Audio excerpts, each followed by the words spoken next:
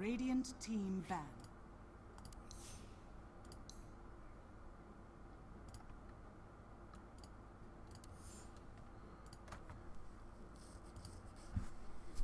Alright, and I'm just going to talk us in. This is AD2L Season 16, under 3K Division. We're going to be watching Prancing Roosters versus Skybreakers, and I am Fafnir Dota, and casting with me is at Flub Dota, and yeah, that's pretty much it. The draft's just starting up. Why don't you say hello, Flub?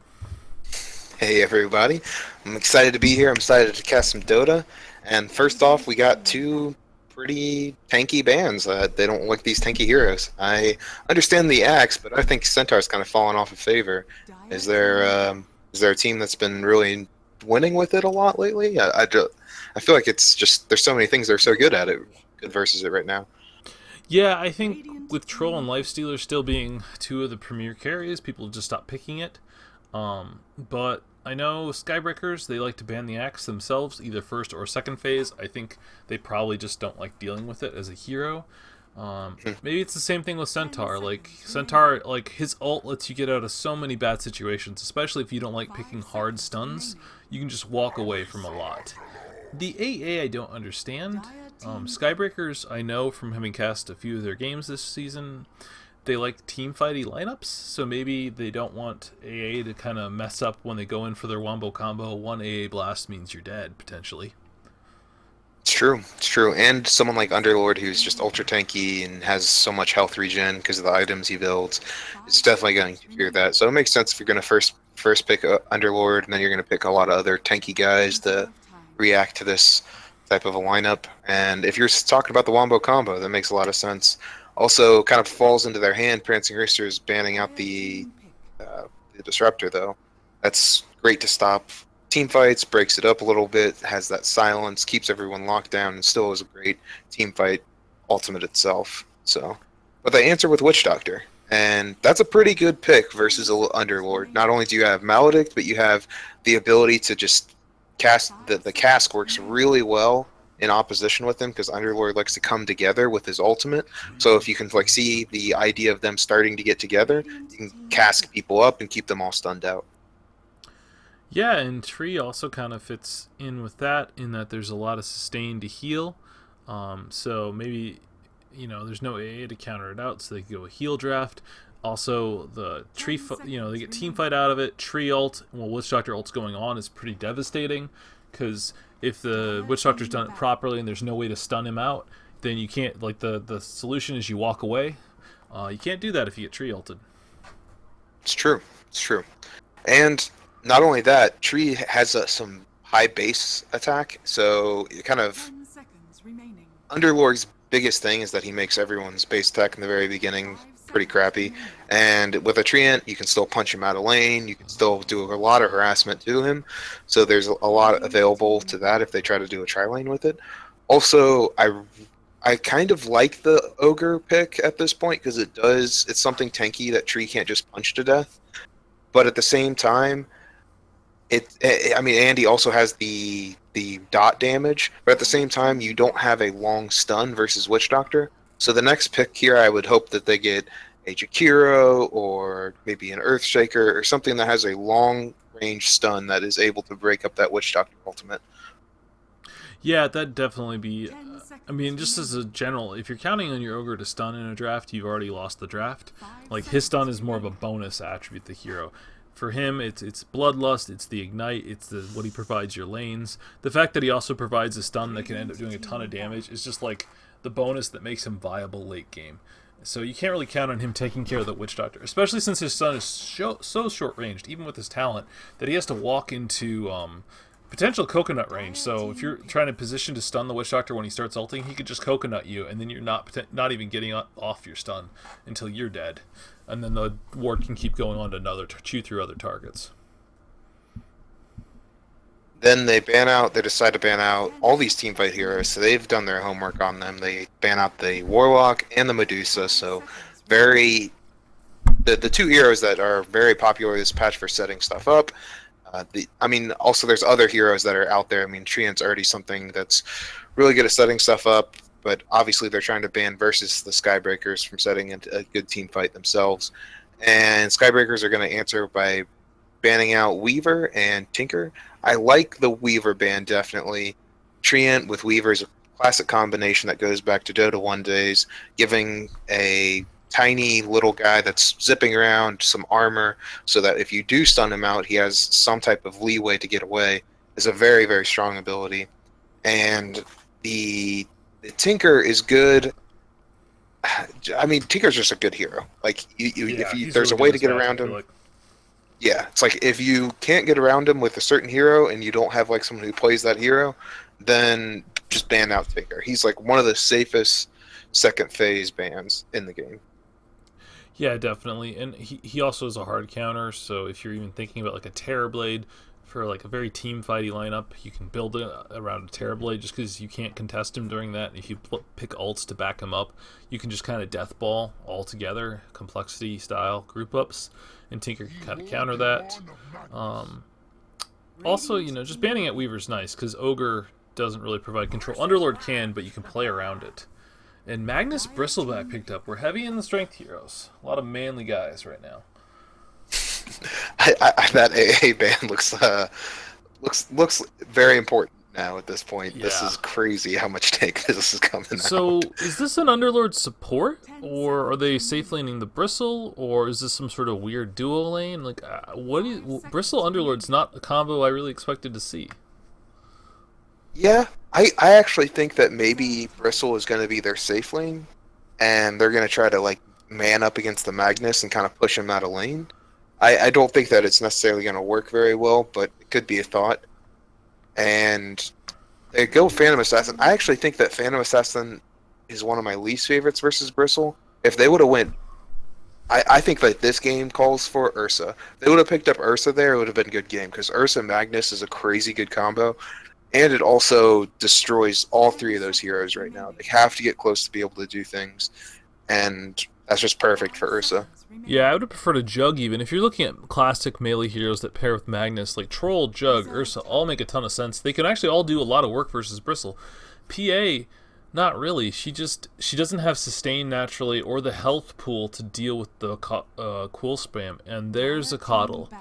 If this PA's safe lane, she's going to be very sad, even with the Witch Doctor Treant. As long as the Keeper buys sentries and is there with the Bristle from the start, that's a dual lane that can crush that tri-lane. If they just keep eyes on the tree and play safe with the Coddle, let him blast the wave, blast the PA, and let Bristle get his levels and his quills off, that's pretty brutal.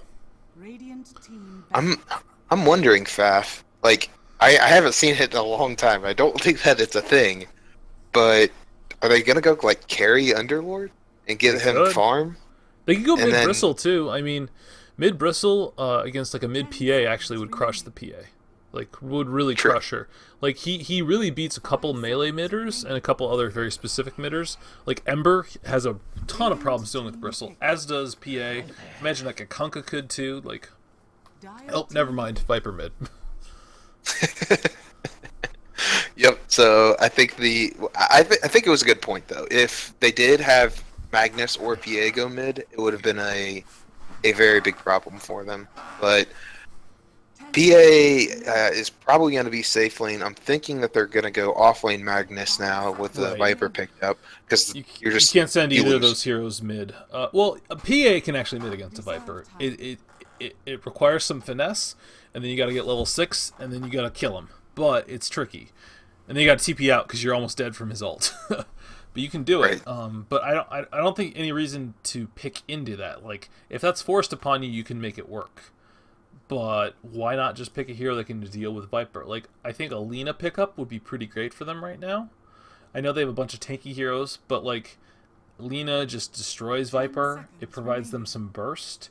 It also provides them some wombo with the RP beyond the cleave. Death Prophet's pretty good too, though. Good way to stay tanky. Also, you're going to get that life siphon. Very strong ability versus tanky heroes that are just going to keep you alive and keep you sustained. And, I mean, obviously spirits are a thing. Spirits do a lot of damage, and they get around a lot of what's available. They can do damage back to you from Viper, I still think. Oh yeah, Still yeah. does damage It's back. magic But damage too, so his corrosive resistance is triggered by it, or it right. reduces it. Well, does it? Because it's physical. The spirits are physical, right? Oh, Spirit Siphon. I thought you were talking about the life drain from that. Ah, right. Spirit Siphon does because it's life drain. Yeah, my Yeah, bad. it's And magic. then Yeah, the ghost still proc Viper's passive, but it's physical, so he gets shredded by it until he has some armor items. Because his agi gain and his armor are not too impressive as a base hero.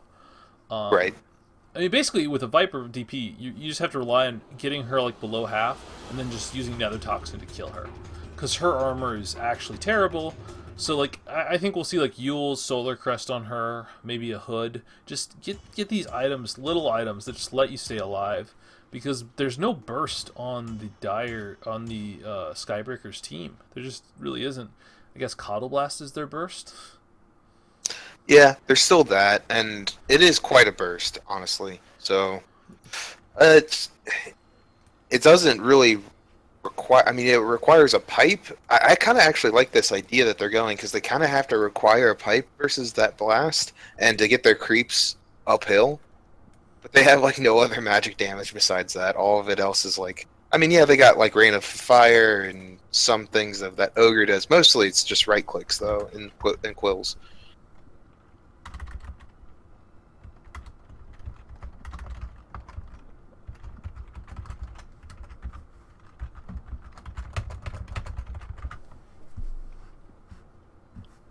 Yeah. Yeah, their amount of D push is actually pretty nuts.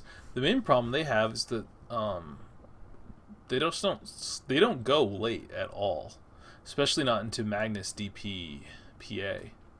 So the way I look at it is that they have to get this Coddle early levels, get like a mech on Underlord, maybe get Coddle Ags, and then just siege with a Viper and Bristle who are, this is 25-30 minutes, and if they're ahead properly or even, at that point those heroes are just so hard to kill, and then you just punch the tower slowly and kind of go from there. It's kind of my thoughts on how these drafts would have to work out for Skybreakers to make things work. Yes, most definitely. I am. I think though the on the other side of the coin, Death Prophet ult. It not only did it was the things that we were talking about earlier. It does go through the availability of a trophy aura from Underlord. Yeah, So they do have some answers, obviously, to this other side of the team. I I still think Phantom Lancer was definitely the wrong pick. It's nice to have with a Phantom Magnus. Assassin. I'm sorry, yes, Phantom Assassin. I'm for some reason my brain is just not working today. But we got we got a lot of other good things about this team, this Dire team, that work really well together. And honestly, I think it's going to be a pretty fair match. The only thing that it actually might be a little bit Dire favored because at least they have somewhat of a late. They at least they have a late game. The Radiant seem to have a very mid focused lineup, and it could work out really well for them because their mid game is strong as heck.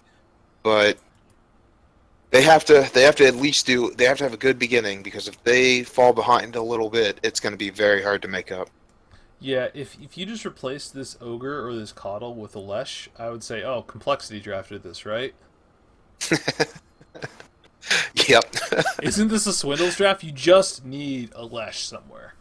Like, whether it's for ogre or for coddle. I think, yeah, like you put Z Freak's really not an ogre player. I've seen him do it, but like I feel like you have him on the coddle, you have like a lesh coddle, bristle, like coddle can give everyone mana, and the coddle doesn't get any items, and they just group up with like a mech on the bristle or the underlord, pipe on the other one, Viper gets Dragonlance, Hood of Defiance or something, and they just sit there and like punch towers. Or like Solar Crest Dragonlance. And then like inexplicably this beats EG in a best of three. And you're just like, what just happened? I don't understand my life. Yeah, it's actually funny. I saw TNC the other day do a really genius move with Lesh that I never really knew about since like the changes in the map. So on the Radiant side, on uh, the Okay. bottom lane, there's this little. I'm gonna try to draw on the map here. So we got this little area right here. There's a there's like a little spot that you can get in there, and like you go right up next to the tower, and your actual edict gets just on the tower barely. If there's no other like Oh, creeps around that area, it's insane, man. it's just the tower just dies. Yeah, there's actually a spot. It's the mid towers. You can actually do that on fairly easily on, and I think there is a spot as well on the at least on the tier twos as well mid. I think there's some spots in the trees where you can get it and it just hits it and they die. It's it's so neat doing those little side plays that pros do, and that like I have a few of them in my pocket. You know, you'll pick up one or two there when you're playing pubs, So but I'm assuming TNC did this when the lane was like even pushed out further and it just died instantly. I, Anyways, it wasn't even that far. The lane was like right here, okay. and he did it just perfectly. Like it was 1437, and he knew exactly where everything was, and he TP'd out just perfectly when like there's four other heroes like surrounding the map that on that side, and he just like Yeah, tore through them all. yeah. The funny thing is that even if they do kill you or cancel your TP, if they burst you down, since Edict keeps going, you might still get the tower. Like that's actually the Yeah, thing I didn't appreciate. Like if you have like an Aegis on Lesh, is that if you just stand next to a tower and there's no one near it, like even if they burst you and just kill you, your Edict still does its thing. Especially with the new talent changes, like with you getting what an extra 70 explosions, it's insane. We got smoke yeah. TPs. They're gonna get a ward out mid, and then a ward on the bounty rune spot. This bounty rune spot ward is kind of unusual. It makes me think they're gonna try to make a aggressive smoke play, or an aggressive invade. Yeah, I think that they're wanting to maybe go 2-on-2 and have, or maybe they're moving their tri lane up there because it looks like Underlord soloing bottom. Yeah, Yeah, maybe they're gonna do. yeah. Silver I thought played the carry last game, and Chewy played their offlaner. This was their game last week. I just cast it today. Oh, okay. So, oh, and there's already a D ward out. That smoke TP play for ward mid gave them the info to get the D ward on mid. So, already a vision advantage for the Prancing Roosters. And I think that this is what the value of the smoke TP. It's pretty incredible to get that up there, and specifically for this general area right here, because it not only it's good for the laning stage, it's good for the potential of seeing that out, because a lot of times people think that, oh, we're just going to TP out there and do it immediately, and what that smoke gives you just that little bit of advantage to pretty much guarantee that you're going to win the vision war. Yeah, and the other thing, I actually whenever that I see that, I usually as the mid I ask, hey, can you hand me the sentry? And I try to use one of my pool tangos for it for the double regen. Yep. Plus the XP. It's actually a huge thing if you can give a mid laner an extra tango and an extra creep's worth of XP, basically. So DP versus Viper mid will be an interesting matchup. It's not one I think Viper is actually hugely favored in, though I do think you can do well in it. Looks like they're going in on top. Oh, yep, The the dagger aggro gets thrown trialing. out. They're smacking him down a little bit. The tree's going to want some more. He's diving pretty far, but he's going to not find anything. They're going to return on this ogre. Ogre's a little too far in. Oh, I The think slow Ogre's comes out from the dead. dagger. Smacks him a few times, but the stun does not come out from the witch doctor. He's just going to back off. He's okay. Yeah, Yeah. so In this pretty tri lane, eventful. what do you think of this tri lane versus tri lane situation? Oh, there's the Coddle Blast. Oh, I think that honestly, I think that the Radiant have the advantage here. The Kato Blast is just too strong at level 1. If they could get a couple of levels and have some sustain, then it could work out just fine. But if Keeper of the Light does his job and just stands back in clarities over and over and just keeps pressuring out the Phantom Assassin, it's a one lane.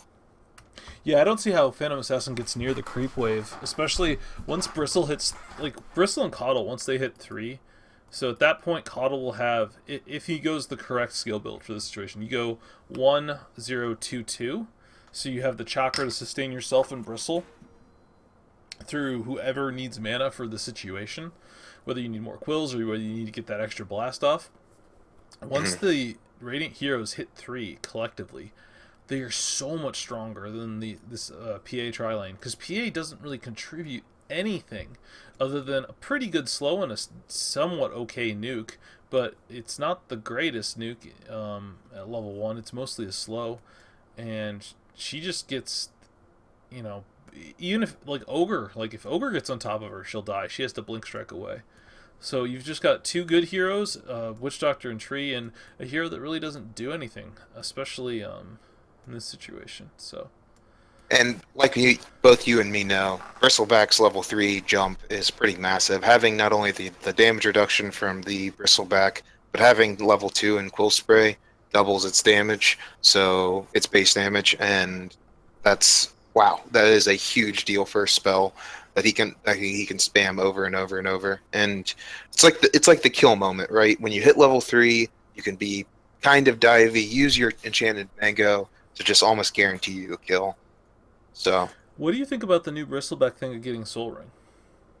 I think it's great. I personally, I never thought of it that way because it was, you never really built either Soul Ring or mech on him. But I think the Soul Ring mech build for him works so well now, because a lot of times you don't have to use the enchanted mango because people know that trick for a while and they'll just stay really far back. So it's like, okay, well, I'm going to use it as part of the recipe, be able to get into a great item stance. Like, I mean, you don't focus Bristle, so he's good hurting himself to get mana. Works out perfectly for him in the long run. Yeah, I agree. I quite like it. I think it's just, if you're not gonna go mech, I think you're better off just getting a straight medallion. Just because the Sage's Mask gives you such good value because of his int gain. Once you get some levels, you can do that, and then you need either mech or Vanguard on the hero, I think, to make him work. Like, Vanguard just gives him that base block damage plus the raw HP and regen, but if you get the mech, you get the armor, some stats, not many, but you get that burst heal, and then to sustain the mech, you just need a Soul Ring. Or you can go the Mana Boot build, which is what in prior patches I saw people do, but I think the Soul Ring is just such a better answer, because Mana Boots gives you this fixed mana regen from the active, but Bristle, because of his int gain, really wants that percentage mana at a certain point, and that little bit of extra HP regen plus the mech components actually pushes you up to the point where I think you have a similar HP regen to a Vanguard. And then the armor, you're a strength hero, so the armor's huge value, and you don't even need the damage block. And the ability to go treads on the hero is massive too. That's 200 more HP, and attack speed's like the one thing that's missing from Bristle's kit. Once he has his ult up, like, he gets the move speed, he gets a slow, he gets damage, and he gets just raw damage from both quills and just the punching, and all he needs is attack speed to get those punches out, because people think he's all about the quills, but his right clicks get really, really strong once he's up kind of a full what is that ability called? Warpath. Once he's got the Warpath stacks up, the extra 20 damage per stack, even at level 1, is so huge. Oh, most definitely. It's very, very strong, and I do think, for some reason, it must have been old Bristle, but Warpath used to give you attack speed too, back in the heyday. Speed. Okay. I in the time I have played Dota, is never given attack speed, but this was also like 2014, late in the year, like June or something is when I started. So you've been playing Dota a lot longer than that, so I wouldn't be surprised. I mean, Ricky used to have a Witch Doctor's ult. Like, yep. that is just something that used to be okay in the game. I do not know how, it just apparently was. Oh, there was dumber stuff than that, man. Oh, there's so many dumb things. Do you know how much I would have played Silencer back when one of his normal skills was casting Warlock's ult? Yep. Yep. It's pretty silly. There's so many heroes in this game that was like, man, why was that a thing? Like, it didn't even like make sense to the hero's ideology. But it's like, all right, well, yeah, I'm Silencer. I hate magic. Let's just summon a giant infernal. Yep.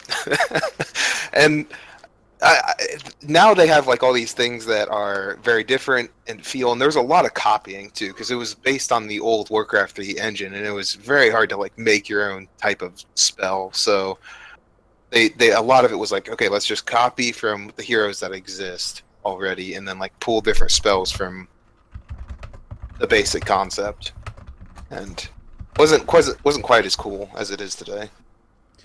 Yeah, I mean, it's just a more mature game now, and not only that, like they always tweak things in response to the meta and all this other things that's going Sure. on. So, like Death Prophet used to be a wildly different hero. I don't actually enjoy her that much anymore.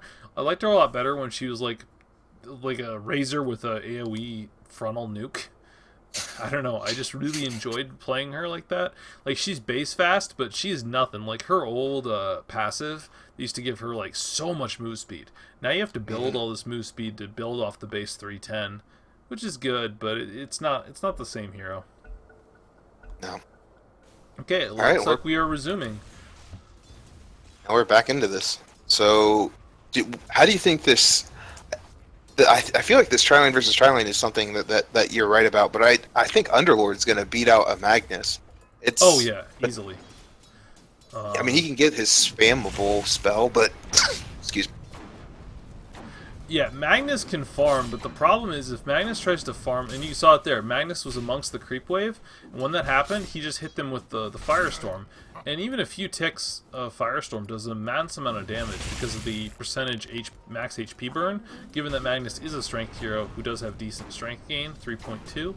And, you know, if you just like max Atrophy Aura and then Firestorm with the Quelling Blade, like Magnus, even with Empower build, can't actually outlast hit you. Just can't do it. Because it's the base damage reduction, which means it actually really infects Empower percentages hugely. Right. He is pushing the lane though, so Magnus isn't doing too bad on it. They're actually. We've already got a lane swap. Yep. The thing is that I don't think PA does any better versus. A solo PA doesn't do that much better against an Underlord, especially when the Underlord already's got a level on her. The fact that he used up all of his mana to spam the wave actually really hurts him. This is kind of one of those classic things. Same with Bristle. As an Underlord, I prefer to save my mana till I hit that level 3. Just because of the value of that level 2 nuke. Oh, look at Ogre. Amora is just going in on this Witch Doctor. Oh man, the root comes out there. The shockwave comes out. A couple more right clicks may do him in, but oh man, this charge comes out once again. They're gonna get a couple of two. Wait, what? Just killed him. Did the right click actually hit there? Yeah, the tree right click hit him.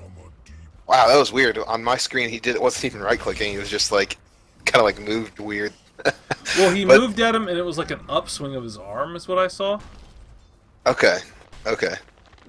That's maybe it didn't register or something. That was it was a little awkward on my screen. Just looked like Tree just that got whole on thing was top of him. awkward. Like if the Bristle follows him, that's a kill. Like, but and they could have toggled the aggro, or They're like, going down on bottom now though. The right clicks are coming out from the now the slow and the stun. They're getting a lot of right clicks here, but the Tree armor comes out and she's going to be okay. There's no Orb of Venom on this Ogre. They couldn't get that kill because of that, pretty much. They might have had a chance with an Orb of Venom, but PA actually has boots, so no, she would have easily been able to walk away. Yeah, it was a decent try, but honestly, I would have liked to have just seen them go top because no, they're not going to cause any problem to the Underlord. I mean, they might now with Witch Doctor down here, but before that, he was fine, and he still has a bunch of levels on. He still has 4 levels on himself, so he's doing okay. Look at mid though. Viper is almost dead, 80 HP, and is losing the CS battle now to this Death Prophet. Now she was probably helped by the fact that it looks like she bottled up a DD, so that's like a free wave of hits and denies. But still, if your Viper's losing lane, that's not a good sign. He's not a Dragon Knight where you're okay losing lane. Viper's the sort of hero, because his ult really, like, Dragon Knight comes online with his ult and can just do things and push towers and stun people. Viper never provides that utility. He just has to win his lane really hard, even more so than a Razor, I think, because Razor at least can just static link someone even if he doesn't have that many items, and he can just take someone out of a fight. Can Viper ult you? Yeah, I guess that kind of does, but it's not the same amount of, like, complete denial of effectiveness. Right. Honestly, I think that the biggest problem right now is that they're not rotating on the Radiant. If they would rotate out from their lanes and do what they originally had planned, if they acted fast enough, they could have rotated when Prancing Roosters rotated themselves. Just had a grand old time, especially now that the Witch Doctor has moved bottom. Like you don't want the Maledict to do what it does versus a Underlord. It's the best way to counter him on their team.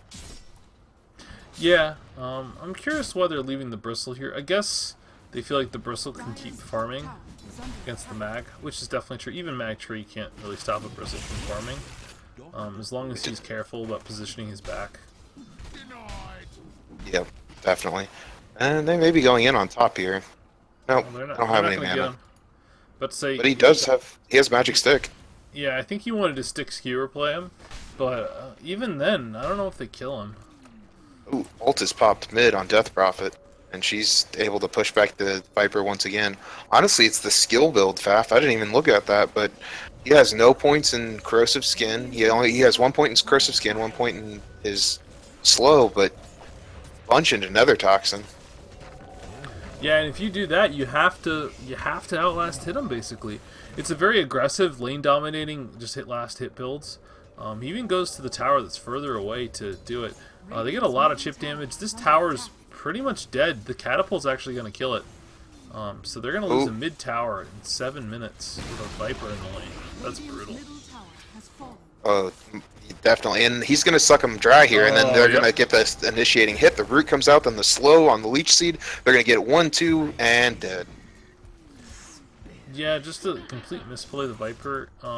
He went this headdress build trying to go for the mech, but I don't think Mech Viper is very effective anymore. When Mech was just a better teamfight item, it worked pretty well, but I don't know. It just isn't great. He's not, like, I think Bristle kind of fulfills the same function, and maybe it can still work on Viper, but overall I'd rather see, like, instead of this headdress, if he just had, like, a stick, some raindrops, something to give him some survivability beyond, 2 stats on an item that actually costs quite a bit of gold.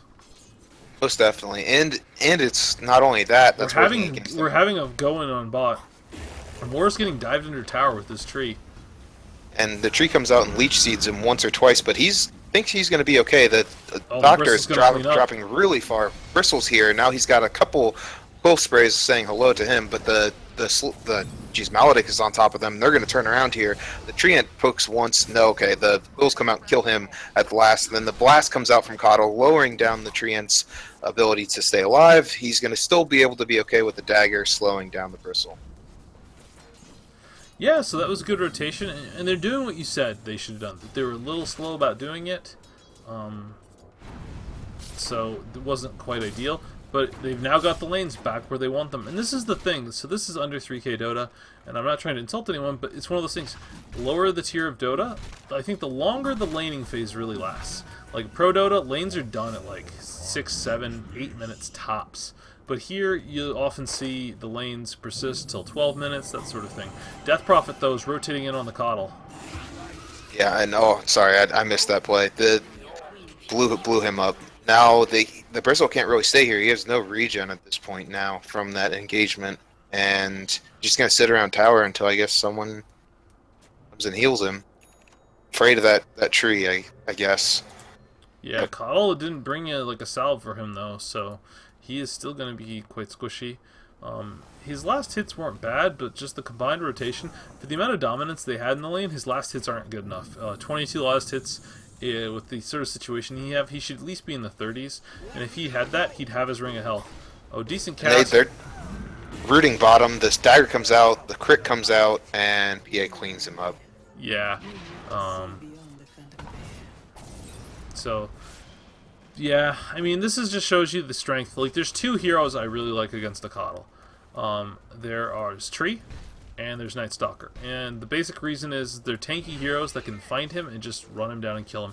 Ogre's not bad at it either. The Tree obviously is probably the best because he's invis, so he can track him down without the Coddle mana leaking him or just using his move speed to get away. And Night Stalker's another one. Obviously it doesn't work for the first 4 minutes, but man, during that, anytime it's nighttime, you can just run him down and kill him. And you really can make it night. So You can make it nighttime, and now with his flying vision, even you hiding in trees, if he has an inkling of where you are, he can just pop night and then just fly and then just instantly get on top of you.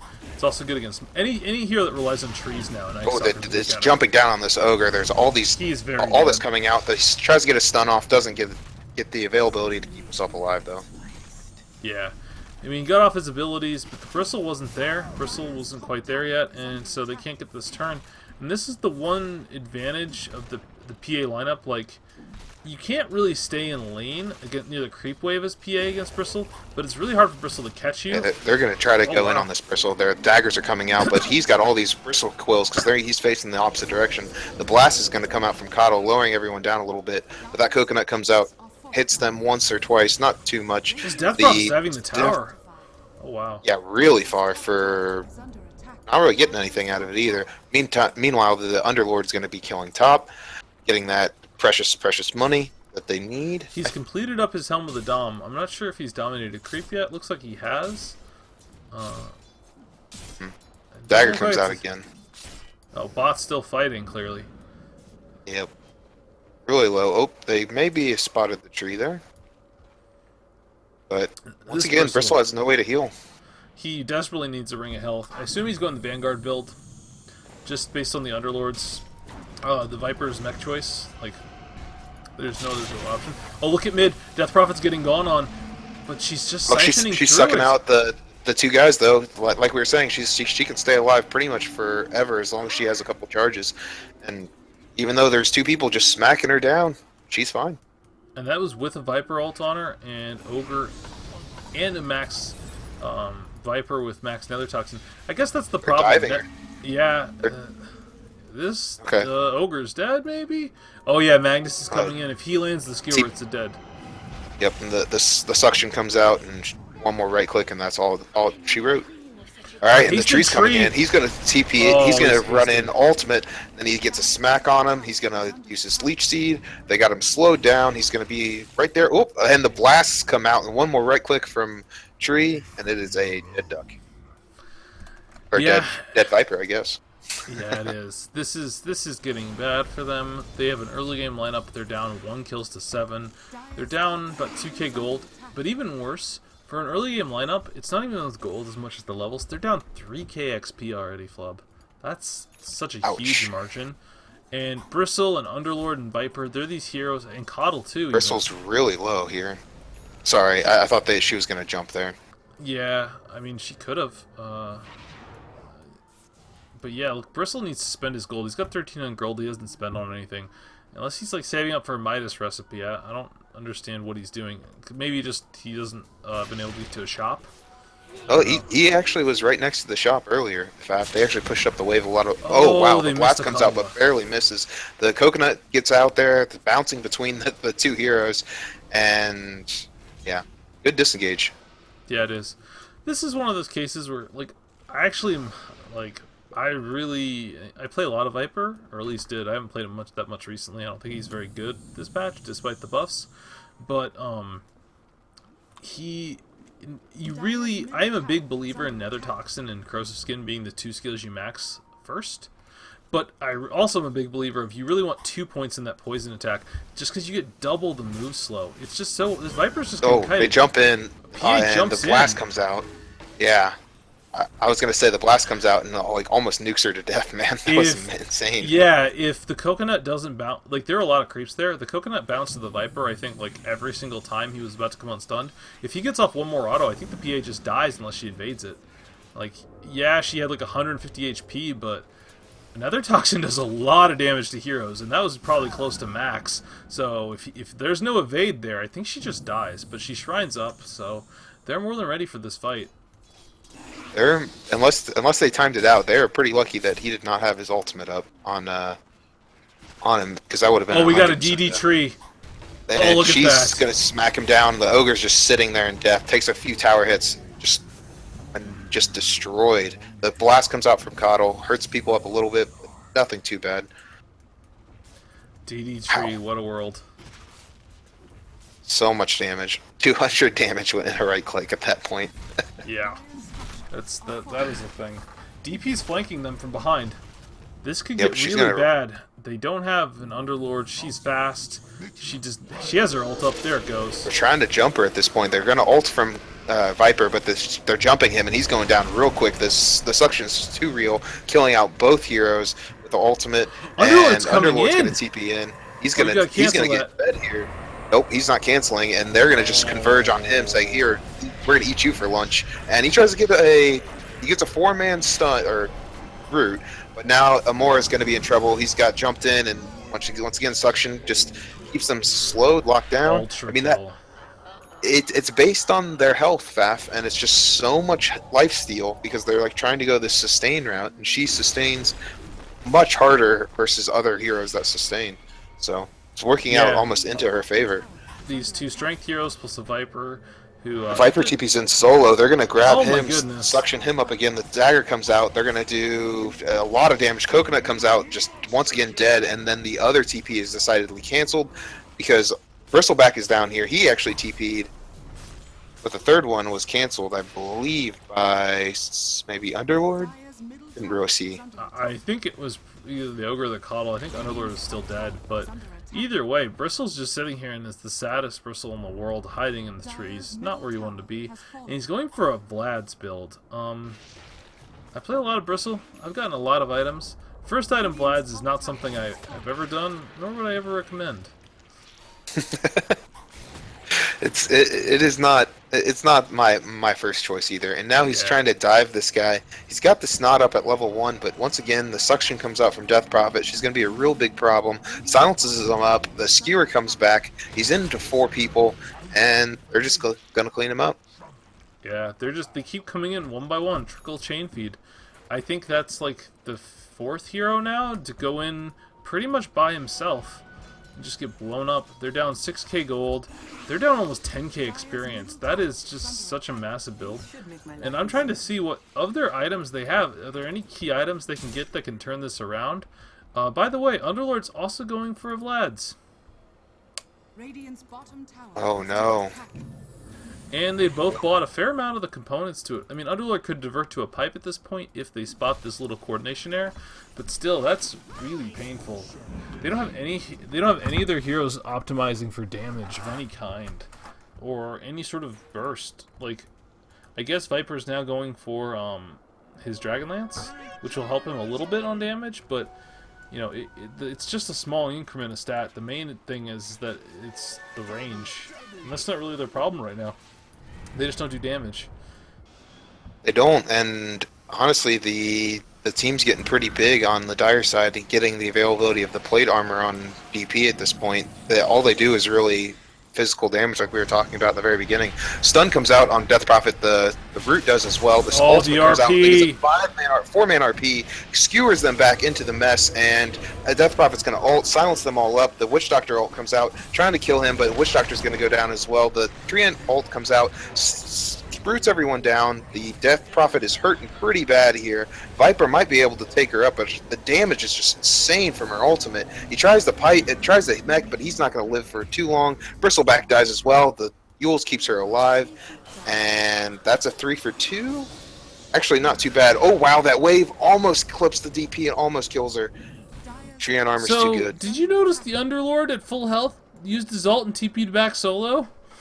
I did not. There was too much there, and the dagger kept him too slow, so PA just jumped in there and killed him. Yeah, Underlord's a slow hero, so he kind of fell behind that fight. He popped his ult and then just went back to Fountain. He had full health and more than enough mana to cast a Firestorm or 2. I think if he follows up, they kill that DP, because Firestorm does a lot of damage. It's max level.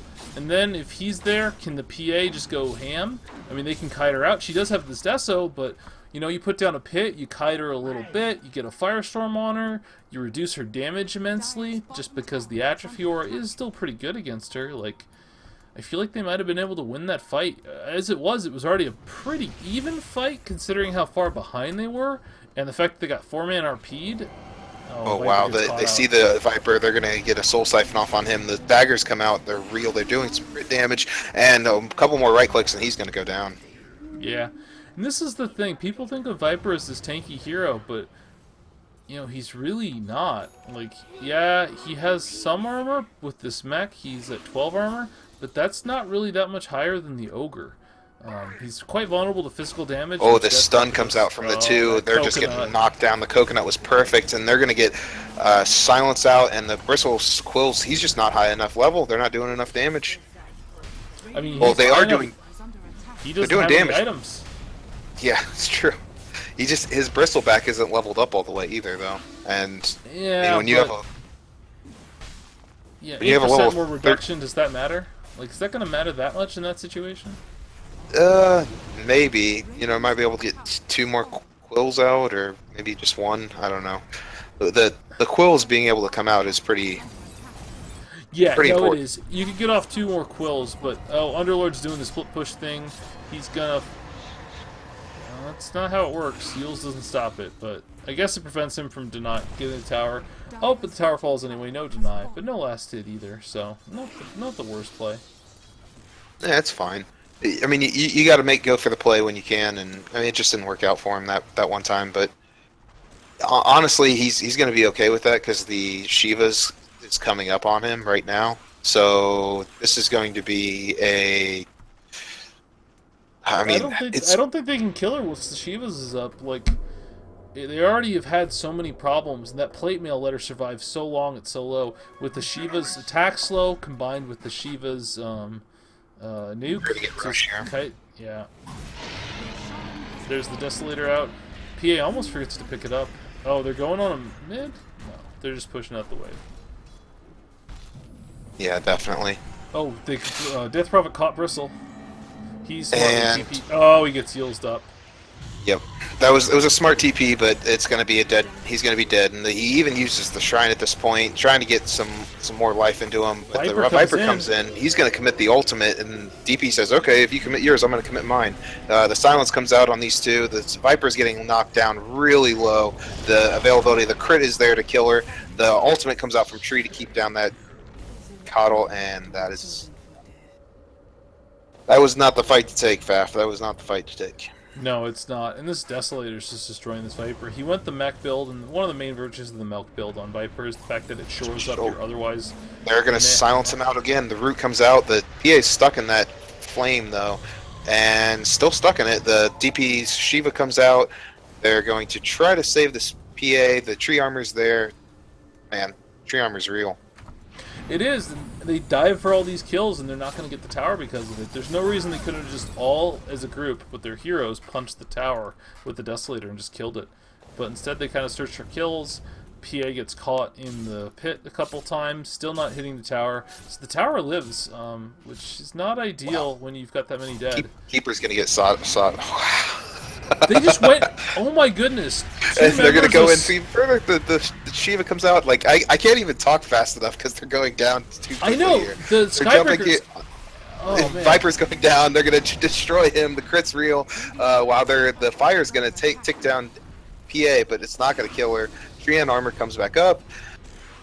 I'm sorry, Faf. I keep interrupting you, my friend. No, I mean, the team fight broke out. What else can you do? But if you watch what happened there, it wasn't even like, oh, they tried to take a fight there, hoping knowing DP ult was down. They actually walked in there and started farming camps. When they watched the enemy heroes walk into their jungle, they walked in after them. I'm like, okay, they're gonna fight. And then they just start farming the medium camp and the hard camp there. I'm just like... Wow, good force staff by Keeper there. They're gonna maybe pull down this... Yep, he tries to dive even further, but the PA isn't going to survive very long if the Coddle Blast comes out. Oh, wow. Bristleback's going to die. Oh, and just gets melted really fast. But PA is going to be up with Aegis, and they're probably going to get this tier 3, because there's nothing really keeping them there. Underlord's up top, though. He TP'd up with Ogre. They're going to be trying to go for tier 3s at this point. The... Magnus gets rooted, he gets stayed up there, and all this while they're trying to push in mid. They kill out the Viper. The ultimate comes out from tree but hits no one. They skewered him back into the tower range. They're going to try to commit on this Magnus, doing a couple last hits here, and the tree armor's real, and it's going to keep him alive. All the while, the tree protector is behind him. They're going to try to... Wow, they get him at the last hit. Magnus is just going to take it, and the tree protector baits in perfectly on Ogre, and he's going to die to the tower damage. All the while, they're pushing in mid, getting that. Soul Siphon is out for the while 2 buybacks come out from the 2 who were pushing, but that's okay. They've gotten the racks at this point, and they're deciding to get out on Dire. So I'm all for pushing, split pushing that lane up, but to go for the tier 3 actually, and to go for 2 support kills as you're leading. The second those TPs of the supports come out, you need to wait for those TPs to finish, and then you ult back as Underlord, and you just need to try to take a 3-on-5 fight. To actually die for those kills is just, like, kind of tells me that Underlord's given up on the game, and I don't blame him. It's 31-3. They're down. They were down 15k gold before that. They're down more in levels, but you know that's the play. Like, you try to arrange, and Underlord's nice in that you can't actually cancel his TP. You can't cancel him and Ogre going home, so you can actually get that 3v5 or the 4v5. You know, that sort of situation. Well, the problem was that his TP was down. I think they used it to get out there because they used it to get out there. Oh, man. They had like almost 50 seconds on it during that fight, so. Yeah. Well, then that play doesn't make any sense. I mean, they could have just TP'd to their shrine and run there almost as quickly. Well, I mean, honestly, they just he got skewered in, but he wasn't gonna die, and he was actually winning the fight, kind of man mode. Whenever he kept diving, he could have realized, okay, I'm not gonna get this tower. Let's just chalk it up to a loss. Oh wow, they're diving in bottom. The Underlord ults out there, and then they smoke to try to get the movement speed up, but wow, Trian's going to break their smoke. They're thinking that it's the other 2, though. The Yules comes up, it's real. The tree ult comes out, he's going to sacrifice himself for this. Well, maybe not. They're going to try to dive in. Oh wow, the RP is real. They're going to drop it down on him. They're just destroying him with the Witch Doctor ultimate. DP ultimate's killing him. Magnus is dropping really low from these quill blasts. Everything's coming out. They blast them all down. The only one left is Underlord. Man, Underlord's almost full health, like almost always in these fights. Underlord gets crit though, and the DP ult is going to clean him up. And GG is called, and I don't blame them. I don't see how they take any fight at this point. So, GG to Skybreakers and GG to Prancing Roosters. That's game 1, and we will have game 2 coming up in not too long. Just got to wait for the lobby to get set up and for the players to get back in there. It's true. So, I mean, it's I felt like this game was like so even in the very beginning, and then it just like fell off the rails, and it fell off hard. There's just so many almost seemed tilty moments that they were like kept diving for different things, and they would have just trusted in that. Okay, we can take this back, and we can like maybe 5-man push on the Radiant. They would have had a good go of it. Maybe I don't know. I don't know. There's a lot missing there. Yeah, I think the lineup was fine. I think they didn't coordinate very well. The team fights, the Underlord. The key moment for me is, yeah, they were down, but then the Underlord just TP'd, used his ult, Dark Rift, to go home. Didn't take any of his allies with him. Like, if you use Dark Rift there accidentally and you think, we're not going to get any more kills, we need to go home, that makes sense to me. But to not take anyone else with you means that there was no call that everyone trusted, which is obviously a big problem. So... yeah, I think if they win that fight, they could easily come back into the game. Because, as you said, I don't think the drafts are uneven. I think, and even the lanes weren't so bad. Like, the team fight snowballed out of control, and the DP just did so much more than the Viper. Like, that's basically the long and the short of it. The DP rotated in and just started killing everyone, and the Viper kind of showed up, Viper struck someone, and then died. Yeah, very... it was hard for me to like say that one thing went wrong. There's a lot of little things that happened that just it seemed like they kind of broke down, and maybe they had like, I mean, everyone has those games, right? Everyone has those games where you just you get upset about something, and then it just spirals and spirals and spirals. But honestly, I think that was the main problem in that game. Just it spiraled out of control, and you gotta stay positive, guys. You gotta stay positive at this point. Yeah. Well, and here's the other thing. So they were even in the lane, but Bristle never got an item. Like, he got a Vlad's eventually, but he didn't get an item with the timings that you need on a Bristle, and then Pia got a Deso. And so then your safe laners, and Helm of the Dominator's nice, nice item for your, but does it really do that? It doesn't do nearly what it used to. I mean, it used to provide great stats, these huge regen. Now it just gives you regen and a little bit of attack speed.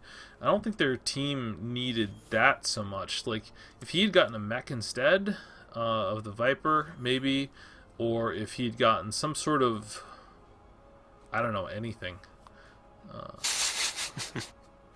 Yeah. Yeah. They just didn't do damage. They needed somebody to get a damage item. Bristleback could have done that by getting like a Solar Crest to aggressively Solar Crest the DP and just burst her, maybe. Or even the Vanguard is kind of at least is kind of a damage item on Bristle, because it means he takes so much longer to kill that he gets off that many more quills. Like, it's just weird. Trying to think through what they could have done. Maybe some blade mail pickups at a certain point. Once DP became a huge problem, if they could have put 2k gold to a blade mail. Yeah, that would have helped out quite a bit. Honestly, I think that that could have helped, but they didn't even have the help items to do DP, and they didn't have that, and so because they didn't have that, they needed to win their lanes, and they didn't really win the lanes, and then it just snowballed out of control. Once the Deso was out, they just died instantly because they just didn't have the armor, and then DP just does damage. Like, she's one of those heroes that if she itemizes to survive and then can survive, she deals out all the damage you need. And right. That's kind of how Bristle works, but Bristle didn't get those items to survive, so he just died. And not only that, DP kind of does it, I wouldn't say better than Bristle, but like in the Bristle DP matchup, she does it better than Bristle because she can siphon off his own HP pool.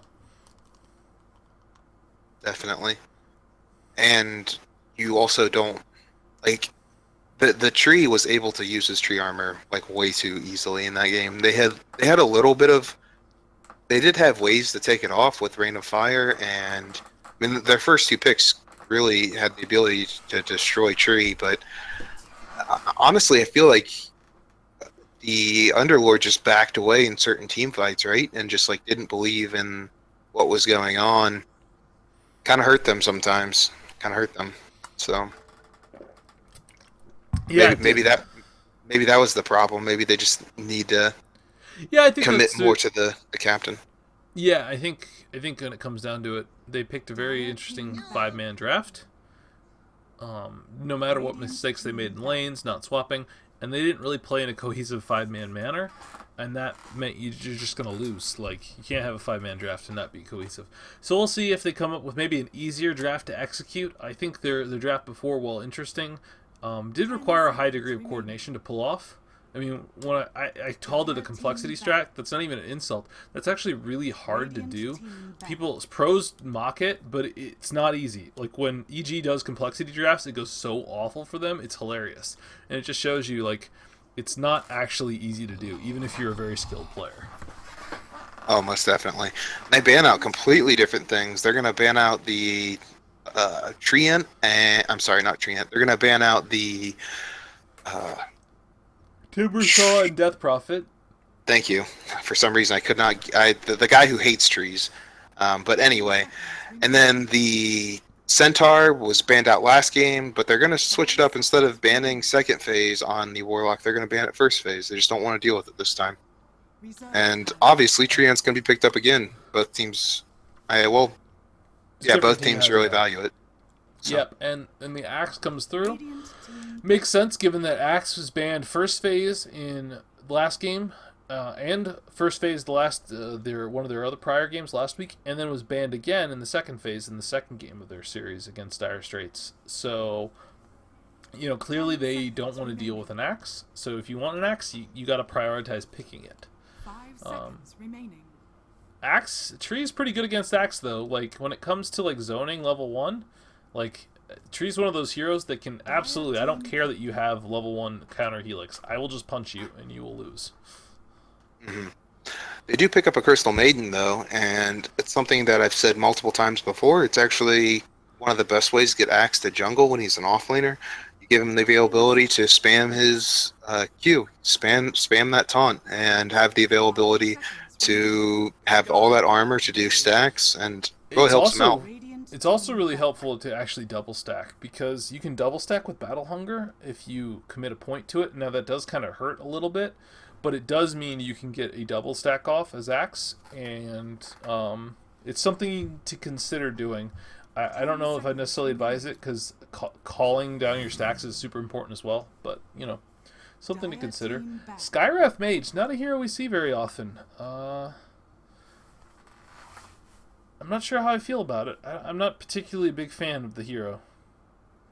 Yeah, I guess they're thinking, well, the root's there, so we can, if we take care of the early game, it's a lot of damage. And honestly, Skywrath Mage does do a lot of harassment in the beginning, so that is something that is one of the components of 7.06. That's one of the important things. And man, the ban phase just flew by here. They ban out a lot of heroes here. You want to run through them real quick?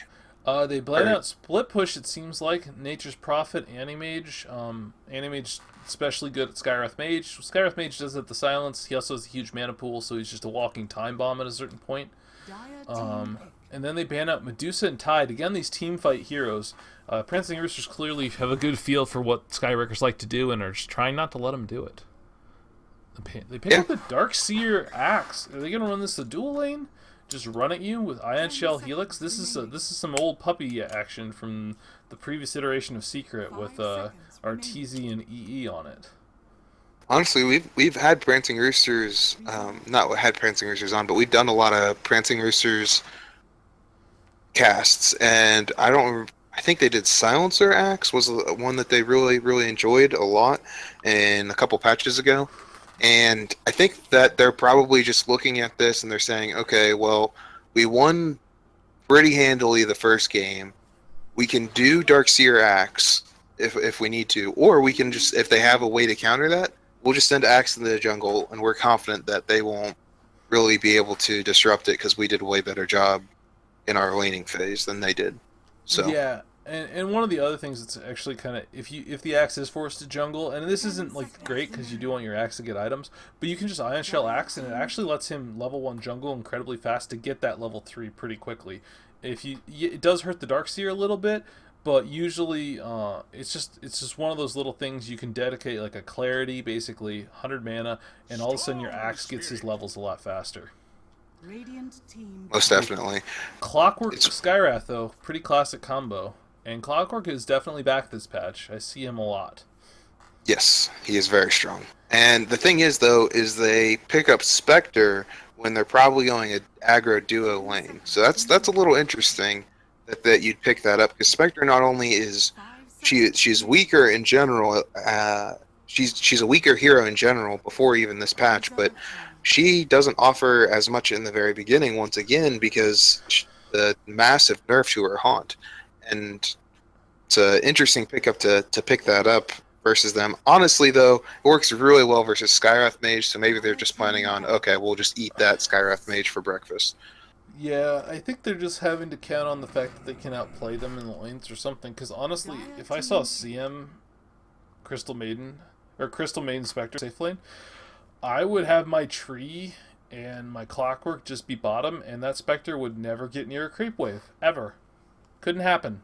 And this, when Crystal Maiden tried to loop around to help, try to at least harass the Clockwork, Tree bashes her and she's dead. Like, this is what would happen. Like, there's no way either one of them could farm. And they picked up a Wraith King against a Spectre. I'm not feeling this right now. I like the Storm pick, though. And we have a Weaver. Okay, so is this an Axe mid? Maybe. If they do Axe mid, though, the problem is that Storm Spirit's pretty decent versus Axe mid. Yeah, you just throw down a Remnant in the middle of the creep wave, say, okay, Axe, come try to call me. Have fun. You're going to eat so much magic damage that I don't care. Yep. You have to bait him out, or just lay one as you're running away. It procs on him, and then you turn around, and then you auto-attack him. Like, it's... And you can't even Battle Hunger chase him, because if you're anywhere near the creep wave, when you drop that Remnant, it's probably going to get a last hit, so you probably lose that move speed advantage right there. F this played their mid last time, right? He played the Death Prophet. So we're either seeing a role switch up, or we're seeing a mid Spectre. You know, I did mention that this was like a puppy thing with some EE iteration. Running mid-Spectre, that's definitely some EE BS right there. Because I've seen him draft it for MP. Didn't work out great for him. Let me tell you. Mid-Spectre is not a thing. Yes, it's not a thing for a reason. Yeah. That's just the greediest thing I think I've ever heard. But wow. Okay. I'm interested to see how this goes in general. I think that there's It's a mid-Spectre. 100%. Wow. Look, poor man's shield, double tango. Okay, I don't want to be mean or say anything like this, but this is clearly, we stomped them so hard the first game, let's do something goofy and fun. Like, that's just what it is. Yeah, I kind of feel that way too. I don't. This is the game. This is the game where Vafa's saying to you, "Yo, give me Pudge mid." I dumpstered this dude for game 1. You give me Pudge mid. You owe me a Pudge mid, flub. This is something he would do for sure. And honestly, I think that I'm very confused though. Why another dealer mid? Wouldn't you could put the CM mid then? Or are they going to do like a CM jungle? Because like Weaver doesn't need the help. I think CM's going to jungle. Like, she's got a clarity in 7 tangos. I think she's just going to go jungle. Weaver will relatively solo against the clock. That's a decent matchup for the Weaver because he can usually avoid the cogs. And if he doesn't get cogged out, he'll be fine. This Weaver's going super greedy too. He goes Blightstone Tango with a Stout Shield. A Stout Shield Weaver. I feel like this is some Dota 1. I think this is a Dota 1 game. Like, isn't this? Like, Spectre mid, Stout Shield Weaver? Yeah, I wouldn't even go that far, man. Like, this is some weird territory. I've not been here before, but you know what? Poor man Shield they have a Axe? plan. Like, what is going on? They gotta have a plan, so I'm gonna trust in Prancing is Roosters this just to know what Team they're Stout doing. Shield? Man, if CM gets the first item Stout Shield, I will understand. It's a theme draft. Have to do it. And you know, maybe they feel like they can still take this with Spectre mid. He's not really harassing at all, so that is a thing. And if you don't harass the Spectre, then it's not really gonna pay out for you. Well, to be fair, he just punched her twice, and she's already feeling it, even with the poor man's shield. Ooh, okay. Top is going up there, and they get the stun out. They get the couple right clicks on the axe. The blast is going to come out. The last right click from Spursman is going to. Man, the leash range on auto attacks never ceases to amaze me. Tree was so far away when his slow ass animation delivered the final punch. He's a big tree. His arm's like laying down another tree. So I mean, it makes sense that it's going to be that far. Weaver goes down versus the clock. Oh wow! So they're going to say, all right, you can disrespect us all you want, but Sky, we're here to stay and we're here to fight on this map. That was a solo kill of the Weaver. Weaver got cogged, battery assaulted level 1. Because the Clockwork hit level 2 first, and he just dies because, well, it turns out Weaver's a squishy little bug man. And Clockwork's a little gnome in a robot suit. Yep, and if you try to get aggressive on them, you try to come out of Sakushi on a clock, he's going to do that to you every time. I mean, it's the way that you win as a clock. Well, honestly, probably what happened is he probably Sakushi'd, ran through him and then punched him a few times. Once Sakushi's on cooldown, Weaver's incredibly slow, and Clockwork's a really fast hero, 315 move speed. He could just walk up and catch him. He probably just walked up and chased him down. Yeah, most likely. I mean, why not? And he's already got his Tranquil. He's already got a Boots Windlace on the Clockwork now. Oof. So is Spursman Spiff getting the... Is it a carry tree? Is that what I'm seeing right now? Oh, yeah. He's got 12 last hits. It is absolutely a carry tree. He's got a Stout and a Quell. Okay, this is my favorite game I've casted because I have no idea what's going on right now. I'll be completely honest. Like, what is happening? Like, carry tree, mid spec. What is? Oh man, this is the craziest game ever. Right. So this could be the. I mean, remember when the tree first got his Ags? What happened? This very thing happened where they farmed the tree to get a Midas, I think. Then he got Scepter, and then he stopped taking lane farm once he had the Midas at a certain point. Oh, bound bot. Weaver's going in versus the clock. Oh, Weaver gets a solo kill. Wow. Good back and forth down there. Yeah. Impressive. I mean, I hate to say this, but I don't know if this mattered, but it mattered because I guarantee you it did. He didn't have boots in his active inventory. It's one of those things that you really kick yourself when you respawn and you notice that. Oh man, that hurts. That hurts. Because I get, like, even with all this Q cheating around, I guarantee you there was a moment when he was trying to get an auto and didn't get it, and I think one auto was entirely the difference between that kill and a not kill. Oh, definitely. He was down to one auto. Oh man, this CM's so dead. This CM's so incredibly dead. She used frostbite. He gets the cogs. Yeah, she frostbited him and just like walked at him. Weaver might be able to get a return kill on this. No. No, the bugs are there, and like he's still got creeps to worry about. He has no mana to even Shiguchi, so yeah, they're gonna have zero problem with that. Clockwork's level 4, and bugs are good, but they're not that good. I do like the Darkseer's. Oh, Darkseer getting it on? No, I'm sorry. He's farming their stacks. Like they're trying to get stacks with Wraith King and do them, but his Ion Shell's just doing the stacks for them. I mean, it's actually very successful. That's actually one of the strengths of the one of the reasons that I mentioned Secret picking Axe Darkseer. One of the things that they would do it for is because back then it was the push-pull stack meta that's now returned, and you can't do that against them because they just walk up and take them. Ion Shell plus Counter Helix means they just eat any stack alive faster than any other hero, even Sven at low levels. So, and honestly, what they would stack that hard camp. You'd watch other teams against Secret would block their own hard camp to prevent them from stacking it, pulling the lane, and then farming it. It was amazing, like, to watch them. They would just get so much farm on their dark, like, support Axe and Darkseer would have like the most farm in the game at level like 6-7 minutes. Yeah, it's crazy. And I guess honestly, the tree's going straight for. He's not even going Midas. He's going straight Aghanim Scepter, doing what you were saying before in spades.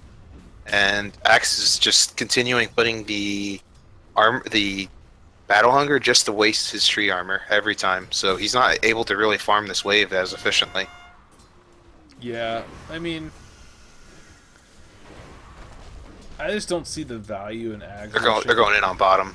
They frostbite him a little bit. He's gonna use his ability to cog him in. Kills the bug. He can get him without it. Yeah, wow, the just ticked him down there. And they're going to use the ult on Spectre to clean this up. But wow, he missed the dagger. And he's still going to chase further in. If he gets one right click, he's going to kill him. But he decides not to go in because Clock is a fast hero. Clock's faster than him. Once he got away, 400 move speed. Oh, that's with the Unbroken Tranquil Boots. But Tranquil Boots... Oh, man. What Clock on Sky, man. Oh, wow, and top. They take down the Axe. He left. The Darkseer was not available. Did not have the Ion Shell, so the Spursman got very close to dying there on tree. Yeah, so did the Wraith King actually as well. Oh, Wraith King also. Look at Wraith King's. Okay, look at what Wraith King is holding right now. Is he gonna give it to him? Okay, he gave it to him. Okay. I was just like, why is Wraith King going Ags too? And then I realized, okay, he hasn't been farming. There's no way he has a point booster at this point. They're going in on tree top. Axe is going very hard in, and Tree's switched over the point booster, so now he has actually a lot of health. I guess they didn't calculate that into their plan. And they're going to use a stun. They're going to try to go back in on this. The slow comes out, heal comes out. Not good enough, though. It's only level 1. Darkseer's just too strong. His Ion Shell's too good at this point. So, we've been talking a lot about the side lanes. Let's refocus on the mid real quick. The Spectre's even in last hits with the Storm. Oof. That is a rough day. Yeah. Oh, man, and they get someone top. They dive really hard with the Axe, and they take out the Wraith King. Yeah, they got the support Wraith King with the dives. But yeah, even watching this little sequence in mid while that was happening, you can even see why. Like, he just harassed the Spectre there, but he's maxed his Remnant instead of his Overload, And because he's done this, he actually doesn't do the maximum harass, nor is he every single... See, he uses his Overlord proc to get last hits. When you watch what really good Storms players do, they'll actually get last hits with Remnants. Every single Overlord proc, they're hitting the enemy hero with it, if it's a matchup like this. Every single one. And then they last hit with their normal attacks. Any Overlord proc, they use it to hurt the enemy. It's the same thing like with Alina. Every Dragon Slave should get you a last hit and hit the enemy hero, ideally.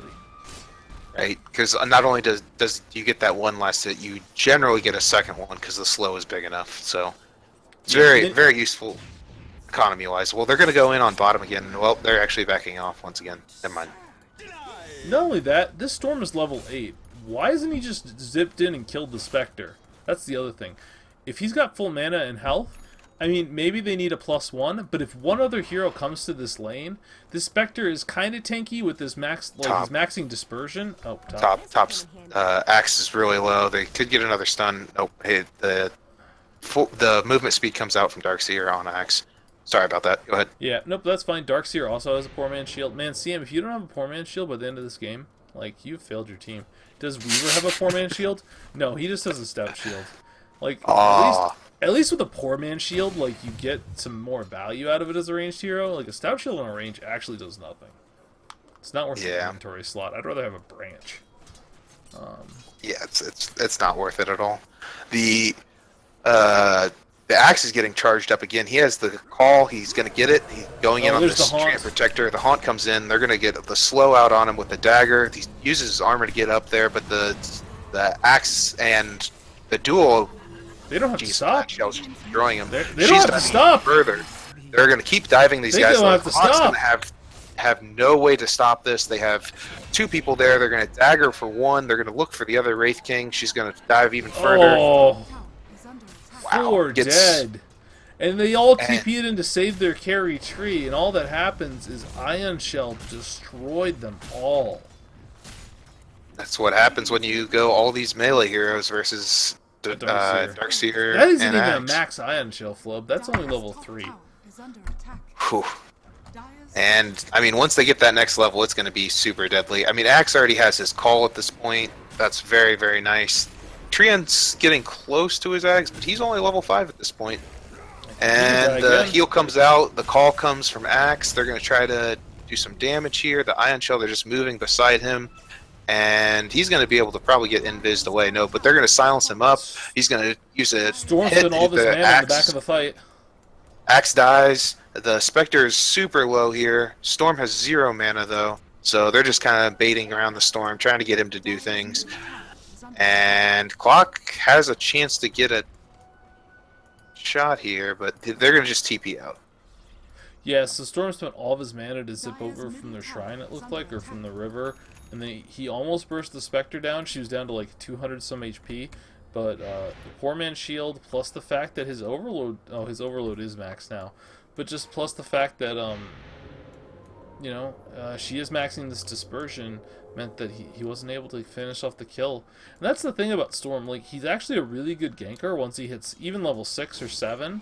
But he needs a +1. He's a +1 type ganker. He doesn't really solo gank people. It's kind of like a Legion. Because he can get on top of you, he can do a lot of damage, but it's not enough. And look at the Spectre, like, just man-moding up and just getting her butt kicked. Okay, they root down the Clock. She's going to ultimate for him. The Weaver goes in, gets a couple right clicks, gets Shikuchi. The blast comes out from bottom to secure it. Now Top's getting more action. They try to bring down Skywrath Mage, but he's getting really low. They're going to turn back around, use some spells, use the tree ultimate to keep them stuck down, and they're going to get...